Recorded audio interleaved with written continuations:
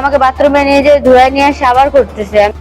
বিশেষ দিনে ঘুরতে যাওয়ার কথা বলে প্রথমে ডাকা হয় বান্ধবীকে, তারপরে তিন বন্ধু মিলে চলে অসামাজিক কার্যকলাপ, চলে একদম কঠিনতম নির্যাতন।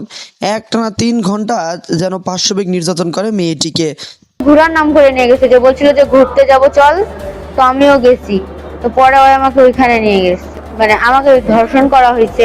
ওরা তিনজন মিলে আমাকে মানে জোর জবরদস্তি করে ধর্ষণ করছে।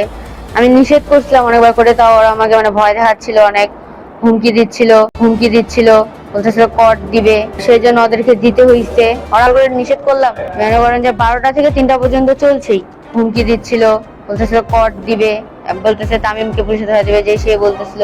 ঘুরতে বের হয়েছিলাম আমার ফ্রেন্ডের সাথে, তো ওই হচ্ছে আমাকে মানে ভুলভাল বুঝায় গোডাউনে নিয়ে গেছে। ওখানে নিয়ে যায় আমার উপরে মানে মানে আমাকে ধর্ষণ করা হয়েছে। ওরা তিনজন মিলে আমাকে মানে জোর জবরদস্তি করে ধর্ষণ করছে। আমি নিষেধ করছিলাম অনেকবার করে, তাও ওরা আমাকে মানে ভয় দেখাচ্ছিল, অনেক হুমকি দিচ্ছিল, বলতেছিল কর দিবে, বলতেছে তামিমকে পুলিশে ধরা দিবে, যে সে বলতেছিল। তো সেই জন্য ওদেরকে দিতে হইছে। আবার ফের মানে আমি যে অসুস্থ হয়ে পড়ছি ওরা ওটা দেখেই না, ওরা আমাকে জোর করে মানে করতেছে। আমি যে কতবার করে নিষেধ করলাম, ওরা আমাকে বাথরুমে নিয়ে যেয়ে ধুয়ে নিয়ে এসে আবার করতেছে। আমি মানে এটা হচ্ছে আমার উপরে মনে করেন যে 12টা থেকে 3টা পর্যন্ত চলছেই। তারপরে পুলিশ এসে উদ্ধার করছে, নাহলে তো আমি কালকেই ওখানেই মরতাম। ওরা হচ্ছে বাইক নিয়ে বাইরে হয়েছিল ওটা 3টার দিকে বাসায় যাওয়ার জন্য। মনে হয় কিছু খাইয়ে বাইরে হয়েছিল, ওই জন্য গাড়ি ঠিক করে চালাতে পারতেছিল না। তো পুলিশ ওদেরকে মানে সন্দেহ চোখে দেখছে, তো ওদেরকে ধরছে। তো ওরা তখন ফের গোডাউনে নিয়ে আসছে পুলিশদেরকে।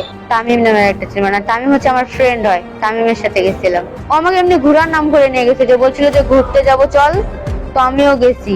তো পরে ওরা আমাকে ওইখানে নিয়ে গেছে। এটা হচ্ছে রাত 11টার ঘটনা। না, আমি বিকালে বের হয়েছি। বিকালে বের হয়ে আমি মুন্সিহাট ওদিক গেছিলাম, তারপর ওর সাথে দেখা করছি। আমি ন্যায় বিচার চাই। আমার সাথে যে ন্যায় অন্যায়টা হয়েছে এটার আমি বিচার চাই।